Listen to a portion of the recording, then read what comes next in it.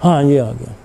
Pseudo gout is the type of arthritis that cause spontaneous painful swelling in the joint.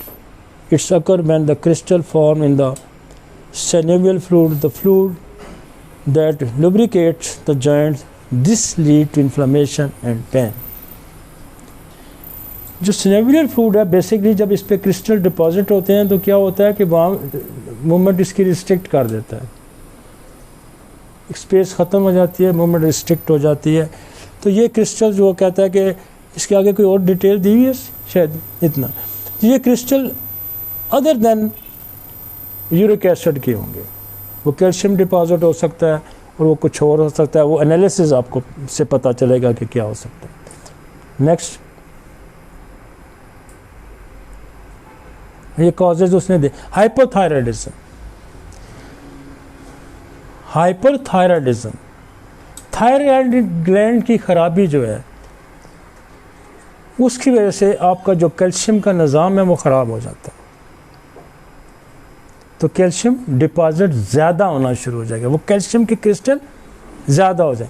अब इसमें जो आपका parathyroid system है वो भी कैल्शियम को कंट्रोल करता है।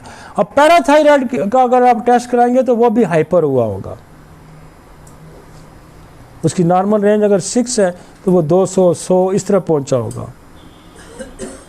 तो काउंटर एनालिसिस क्या करेंगे, पैराथायराइड ग्लैंड का फंक्शन टेस्ट करा लें और थायराइड ग्लैंड का फंक्शन टेस्ट करा लें। तो हाइपर कैल्शियम, कैल्शियम नीचे आ गया ना, हाइपर कैल्शियम, ये इन दोनों की वजह से भी हो सकता है।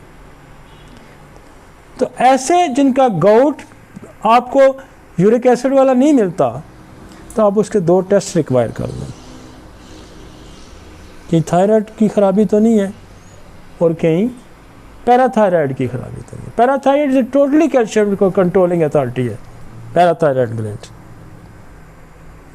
तो और आसान हो जाएगा।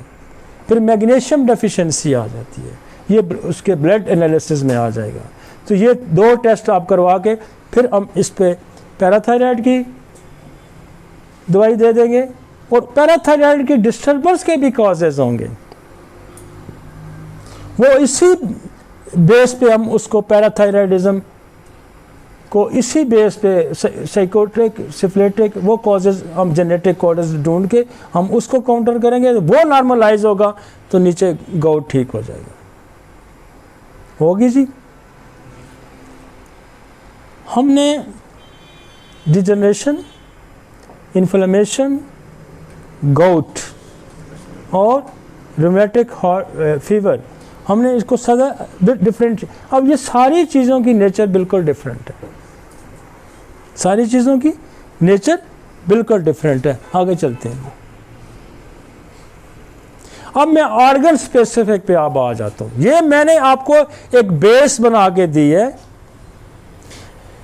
ये क्या किया है, ये बेस बनाई है हमने।